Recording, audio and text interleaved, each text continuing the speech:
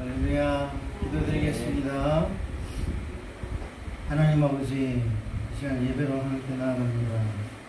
우리 하나님을 온전히 경배할 수 있도록 도우시고, 하나님께서 능히 능력 가운데 설교를 통해서 하나님 뜻을 보이시고 말씀하시고, 그 하나님의 의중을 우리가 깨달아 알아서 삶 가운데 그대로 행하는 믿음의 삶, 믿음의 자녀들이 될 수 있도록 도우시기 바랍니다.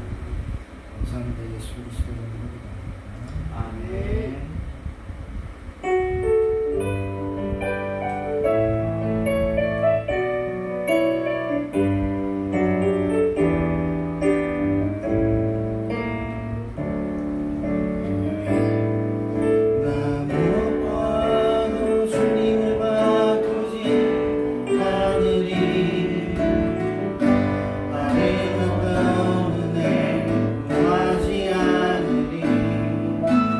주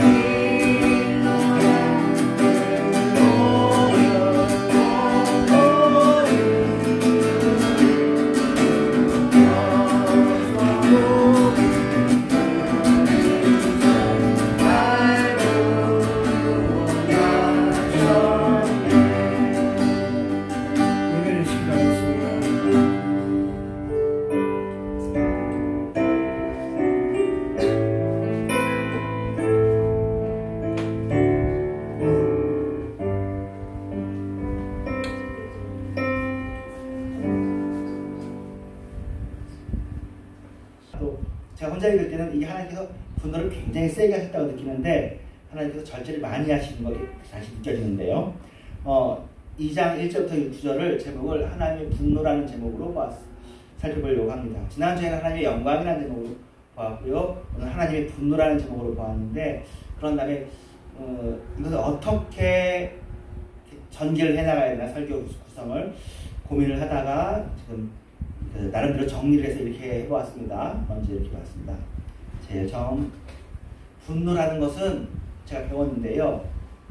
분노가 부정적인 것만이 아니라 소중한 것이 지켜지지 않을 때, 소중한 것이 위태롭게 되었을 때 소중한 것을 보호하려는 반응이다라고 제가 예전에 배운 적이 있어서 여러분에게 한번 나눈 적이 있거든요. 이게 좋은 정의가 됐습니다. 이런 경우에 분노는 정당한 것이고 필요한 거죠. 이것은 근데 우리가 분노가 많은 사람은 소중한 게 많은 거죠. 이것도 소중하고 다 소중하기 때문에 이제 분노하는 거고, 분노가 좀 적은 사람은 그 정도는 괜찮아. 그거 가지고 뭘 그래 하는 거고, 이제 뭐가 사소하고 뭐가 소중한 거에 따라서 각자의 차이가 있으니까. 근데 지금 하나님께서 분노하시는 건 웬만하면 하시지 않으시는데 뭔가 소중한 것이 지켜지지 않아서 하시는 거라, 하나님께서 분노하시는 것이 부당한 것이 아니라 정당한 거다. 우리가 일단 기본적으로 1번으로 이걸 기억하시면 좋겠습니다. 뒤에 것 다 잊어버려서도 이거 하나 잊어버리시면 오늘 설교에서 정리가 좀 되는 거고요. 왜냐면 오늘 본문에 하나님께서 센 말씀을 많이 하시니까, 하나님의 그 거룩하신 하나님이 지난주에 그거였잖아요. 교회 문 닫았으면 좋겠다. 제사 안 됐으면 좋겠다.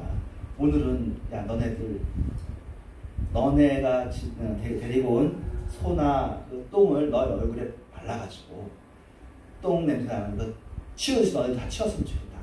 뭐 그런 얘기를 하시는 거 굉장히 격앙되어 있으신 건 사실인데 다시 읽어보면 차분하게는 말씀하셨어요. 근데 하나님께서 지금 평안한 건 아니에요. 뭔가 지키고 싶으신 거예요. 매일 분노하신 하나님이라는 것도 있더라고요. 하나님께서 매일 분노하시다니. 이것도 굉장히 드문 구절인데요. 어디에 있냐면 시편 7편에 의로우신 재판장이시기 때문에 매일 분노하신 하나님이시고, 이건 우리가 이해가 되고 좋죠. 그렇지.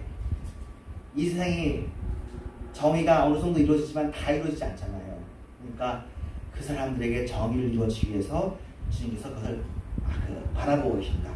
분노하고 계신다는 건 사실 좋은 일이죠. 사실 우리가 옳고 그른 것을 어디서 알았겠습니까? 하나님께서부터 알았죠. 우리가 물론 지난 주일날 얘기했듯이 우리의 옳고 그름이 하나님의 옳고 그름에 비해서는 완벽하진 않겠지만 그래도 무엇은 옳고 무엇은 그러다는 것을 알고 있다는 것이 우리를 바로 살게 하는 게 아니겠습니까? 근데 하나님의 의로우심이 우리의 의로움이랑 딱 같아지는 게 이게 우리의 소원이겠죠. 그런데 이 세상에서는 이상하죠. 힘이 있고 권력이 있으면 굽어요. 그렇죠? 자기한테 의로운 것만 의롭고 공평하게 의롭지 않은 걸로. 그러니까 우리가 이제 권력 잡으면 참 그렇게 된다는 얘기 하는데 하나님은 그렇게 하지 않으신다는 거죠. 그런 의미에서 하나님께서 매일 분노해 주시는 건 고마운 일이에요. 문제는 하나님께서 사실은 이렇게 분노하는 것보다는 더 더디하시는 거죠. 하나님의 이름인데 시편 103편에 같은 시편이잖아요. 여호와는 어떤 분이시다? 긍휼이 많으시다. 은혜로우시다. 노하기를 더디하시고 인자심이 풍부하시도다. 예, 긍휼, 은혜, 인자 얼마나 좋아요. 우리가 하나님을 대할 때 기본 이미지가 이거잖아요. 근데 여기 사실은 뭐가 숨어 있는 거죠. 안 노한다는 건 아니에요. 근데 노하기를 참고 참으신다. 이 세상에 대해서 하나님께서 보시는데 노하기를 더디하는 분. 또 있을까? 똑같은 구절이 시편 145편에도 은혜로우시며 긍휼이 많으시며 불쌍히 여기신다는 거죠. 이해해 주려고 하는 거죠. 이래서 그렇고 저래서 그렇고 사연을 이해해 주시는 거죠. 정상 참작을 해주시는 거죠. 그래서 그랬구나. 긍휼이 많으시니까. 그리고는 기본적으로 우리들은 연약하고 피조물이니까 우리에게 은혜를 베푸시는 거죠.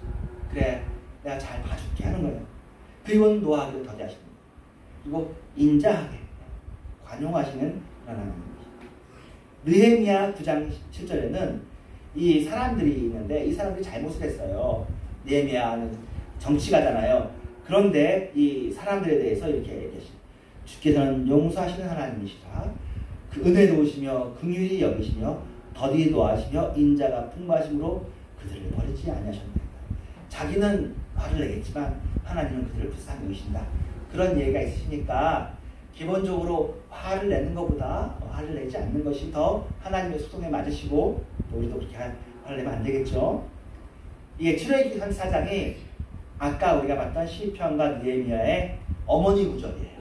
여기서 이 본문이 시작됐습니다.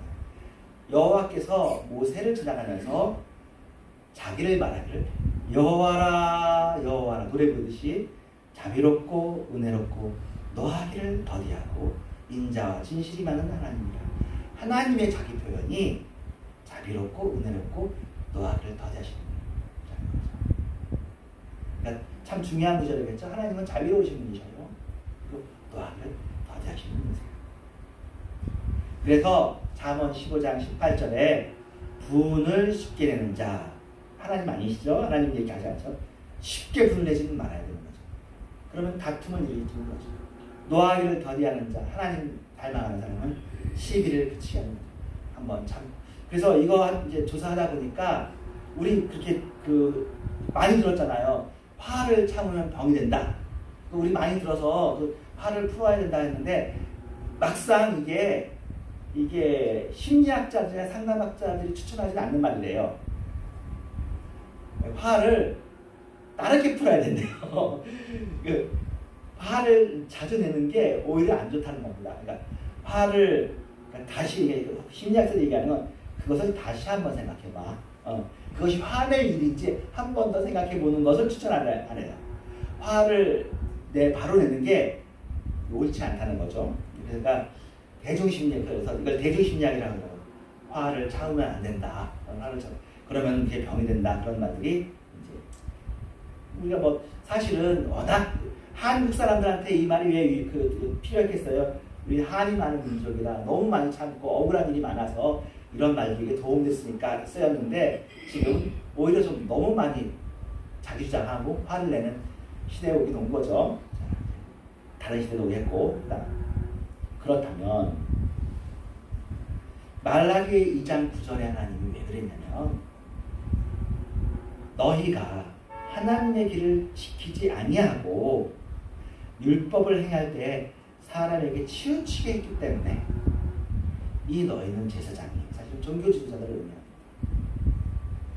제사장들이 하나님의 길을 지키지 아니하였다는 상황이라는 거예요. 그러면서 율법도 사람에게 치우치게 편벽되게 한쪽만 강조해서 그렇게 했기 때문에 내가 하나님이거든요. 너희와 하여금 제사장들과 하여금 모든 백성 앞에서 멸시와 천대를 당하게 하는 겁니다. 이유가 있는 거죠. 아무 근거가 없는 것이 아니라 여기에 근거가 있어요. 2장 9절에서. 이 정도 설득이 돼요. 그렇죠? 그래서 한 번 더 얘기해요. 너희가 옳은 길에서 떠나 많은 사람을 율법에서 거스리게 했기 때문에 많은데 여간한 너희가 레위의 언약을 깨트리고 이것을 하고 있다라고 이야기를 하시는 거예요. 하나님께서 참다가 너희들 계속 이렇게 하면 안 되는구나 하고 얘기하시는 거죠. 7절에는 하나님께서는 제사장한테 기대하는 게 있었다는 거예요. 제사장 너희들은 지식이 있어야 되겠고 그에 비해서 율법을 구해야 되고 그리고 제사장은 만군의 여호와의 사자가 아니냐. 어떻게 보면 지금 하나님이 소중한 걸 지키기 위해서 분노를 내는데 뭐가 소중해요? 제사장 너희가 소중한 존재가 되었어야 되지 않냐. 예, 사실은 이제 율법이란 말이 우리 신약시대에 와서 복음으로 이제 복음이 더 율법을 더 포함한 말이 되었지만 복음이 오기 전에는 율법이 유일한 복음이었잖아요. 율법을 지키는 게 그 당시에 길이었단 말이에요. 그런데 그것을 소중히 여기지 않으니까 하나님 앞에는 제사가 소중하고 지식이 소중하고 제사장이 소중하고 율법이 소중한데 너희들이 그렇게 소중한 것을 지키지 않고 있구나. 그래서 내가 이렇게 했다라고 설명하시는 거예요. 너희가말로 여호와의 사자 아니냐. 너희들이 자기의 정체성을 잊어버렸다. 6절에 너희들 원래 이렇게 했다는 거예요. 진리의 법이 있었다는 거야. 불의함이 없었다는 거예요. 화평함과 정직함으로 나와 동행하지 않았느냐. 옛날에는 죄악에서 떠나겠는데 너희가 왜 이렇게 되었느냐라고 하는 사랑과 그쵸? 안타까움이 담겨있는 걸로 보면 하나님의 이 분노가 정당한 것이겠죠. 5절에 레위가 세운 언약, 아까 9절에 나온 이 언약이 어떤 언약이에요? 생명의 언약 아니냐. 생명의 언약. 평강의 언약 아니냐. 내가 너희를 너무나 사랑하고 너무나 소중히 여겼어. 그래서 너희에게 이것을 나를 경외하도록 내 이름을 경외하도록 너희에게 특별히 언약을 세웠는데 그리고 너희들이 내 이름을 두려워하지 않았느냐. 근데 왜 이렇게 변화됐느냐. 다시 돌아오라 라는 것이 말라기서 2장에 화를 내신 하나님의 모습인 거죠. 그랬기 때문에 3절이 이해가 되는 거예요. 봐라. 너의 자손을 꾸짖는데 너의 절기에 희생의 똥을 너희 얼굴에 발라서 너희가 그것과 자해를 당하게 할 것이다 라고 하는 거죠. 그래서 1장 10절 아까도 말했지만 만군의 여호와가 이르노라 너희가 내 제단 위에서 헛되이 불사르지 못하게 하기 위해서 너희 중에 성전문을 닫을 자가 있으면 좋겠다. 그러니까 너네들이 제단에서 제사를 드리는데 그것이 나한테 유효하지 않다는 거죠. 헛된 일이 되었다. 허사가 되었어. 그러니까 너희 중에서 차라리 성전문을 닫아서 사실 이제 하나님께서 이건 어떤 의미예요? 성전이 소중하다. 얼마나 성전이 소중하냐. 이 제사가 얼마나 소중한 언약 아니냐. 요게 예수님께서 십자가 지시기 전에도 성전 천결로 가지고 이제 죄명이 되어 가지고 십자가를 진 거잖아요. 근데 성전 천결의 일에 있어서 그거라는 거죠. 내가 이 성전의 주인이다라고 예수님이 얘기한 것 때문에 바리새인과 서기관이 네가 무슨 권리로 이 일을 하느냐라고 하는 거예요. 근데 예수님께서 참고 참으시고 정말 예수님이야말로 온유하고 겸손하신 분이시잖아요. 예수님이 자기 마음, 하나님이 아까 자기 표현을 그렇게 했듯이 예수님은 자기 표현을 어떻게 해요? 나는 마음이 온유하고 겸손하냐고 한단 말이에요. 그 온유하고 겸손하신 분이 이 성전에 대해서는 마음이 불타오르는 거죠. 그러니까 구약의 말라기, 예수님의 성전 천결도 이렇게 딱 종이를 겹치면 이렇게 딱 겹치듯이 겹쳐지는 일들입니다. 자, 근데 이렇게 분노만 하는 것으로 제가 오늘 설교를 마치고 싶진 않고 말라기 뒤에서 나와야 될 것이지만 이렇게 분노하신 하나님 그리고 문을 닫았으면 됐다고 말씀하신 하나님이 사실은 말라기 전체적으로 보면 레위 사람을 깨끗하게 할 것을 약속하십니다. 지저분한 내일 사람이 아니라 깨끗하게 하는 것이다. 어떻게 어느 정도로 은을 연단하여서 깨끗하게 하는 것처럼 금과 은이 연단돼 가지고 순금이 되어지고 순은이 되어지고 정결되어 하는 게 과정이 있잖아요. 그런 것처럼 레위 자손을 깨끗하게 할 것이다. 그리고 그 공의로운 재물을 나아가게 바치게 할 것이다 라는 것이 하나님의 계획입니다. 하나님께서는 화를 내시지만 그 화가 무효한 것이 아니라 헛된 화가 아니라 이 화를 통하여서 분노를 통해서 그 사람을 돌이키게 하는 그런 것이죠. 어떻게 보면 우리는 화가 내 감정을 못 이겨서 화를 낼 수 있잖아요. 하나님은 그것이 아니라 계산하고 그것이 합당하고 그럴 때만 딱 화를 내시는 거죠. 그런 다음에 화 내신 이후에 또 해결되시죠. 물론 여러분도 다 그렇죠. 우리도 다 그렇죠. 인간들이 그렇잖아요. 화내고 난 다음에 어이구 내가 왜 이렇게 화냈지 미안하다 싶어가지고 해주시는데 하나님도 우리보다 더 하나님이시니까 이렇게 하십니다. 말라기 3장에.